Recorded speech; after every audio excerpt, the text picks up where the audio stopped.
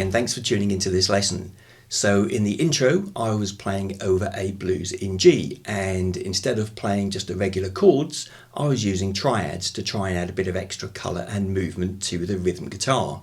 So for example, instead of playing a G7 chord, I was playing triads.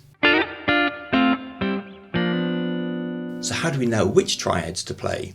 Well, the first thing we need to know is what major key the G7 chord comes from. And I don't want to bog you down in too much in the way of music theory here.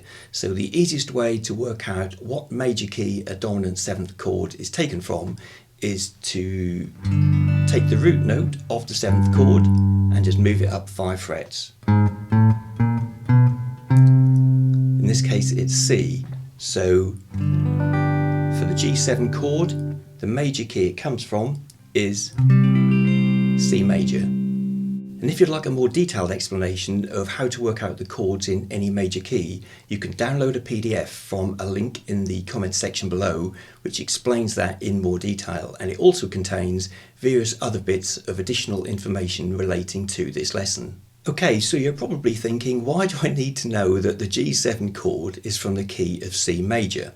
Well, the triads, or the 3-note chords if you like, that we'll be playing over the G7 chord are all from the key of C major. So here is the C major scale. And if we now build a triad or 3-note chord, from each note of that scale we get C major, D minor, E minor, F, G, A minor, B diminished, and C.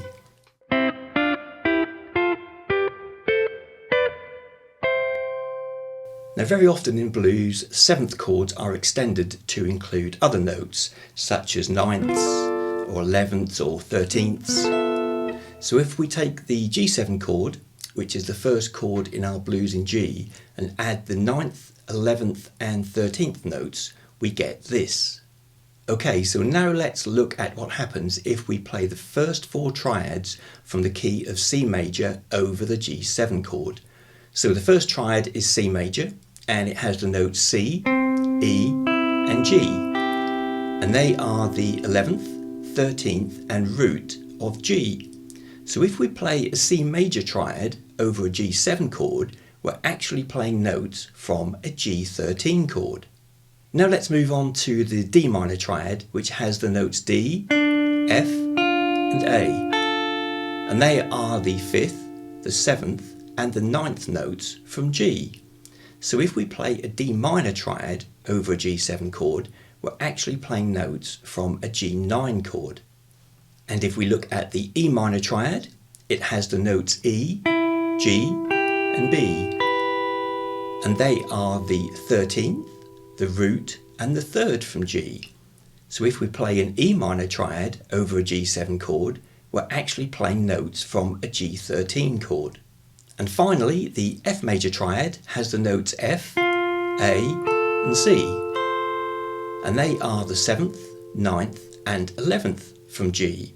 So if we play an F major triad over a G7 chord, we're actually playing notes from a G11 chord. So this means that if we play any of those 4 triads from the key of C major over the G7 chord, they will actually sound just like extensions of the G7 chord. Okay, so over the G7 chord, let's try E minor, D minor, F, C, and then back to G7. And for the G7, I'm using this voicing, which is F on the D string, B on the G string, D on the B string, and G on the top E. And when I play that particular chord shape, I often hammer on the B note on the G string. And for this type of rhythm playing, I often use hybrid picking. So I'm picking the lowest note in each triad with the pick, and then the other notes with my fingers. So here's how E minor, D minor, F to C to G7 sounds over the G7 chord.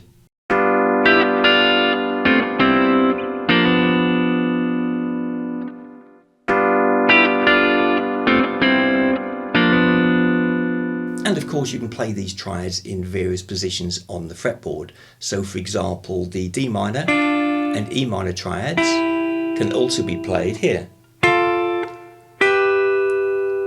And as I mentioned earlier, you can download a PDF from the comments section below which will show you the fingering patterns I'm using for each of these triads. And although I've been playing the triads in this sequence, you can of course play them in any order you like.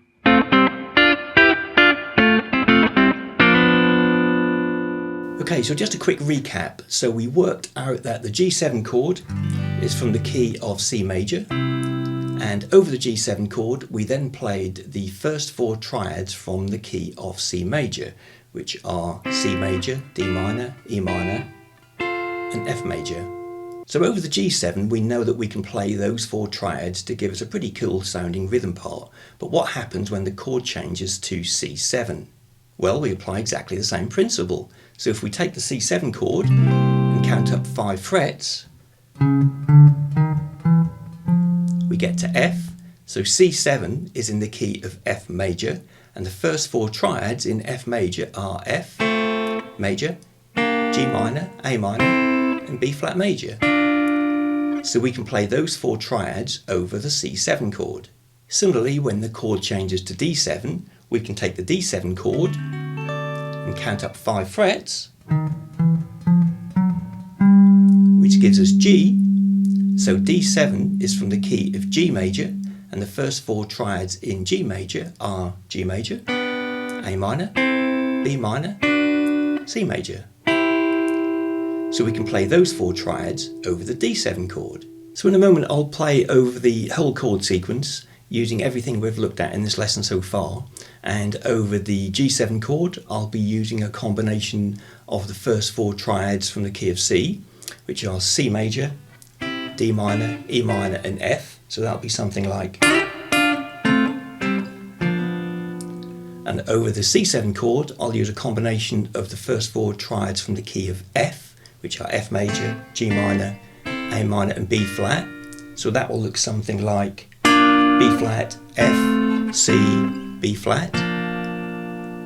And over the D7 chord I'll use a combination of the first 4 triads from the key of G, which are G major, A minor, B minor and C. So for example it'll be something like G, B minor to C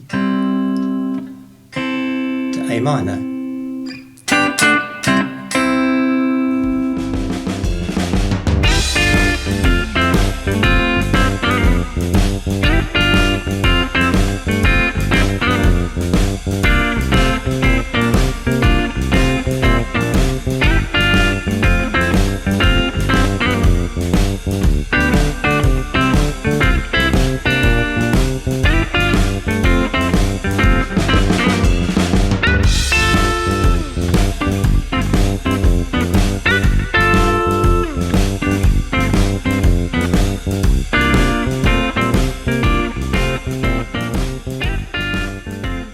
So we've covered an awful lot of ground in this lesson, so just a quick reminder that there's a link in the comment section below where you can download for free a PDF which contains all the relevant information covered in this lesson.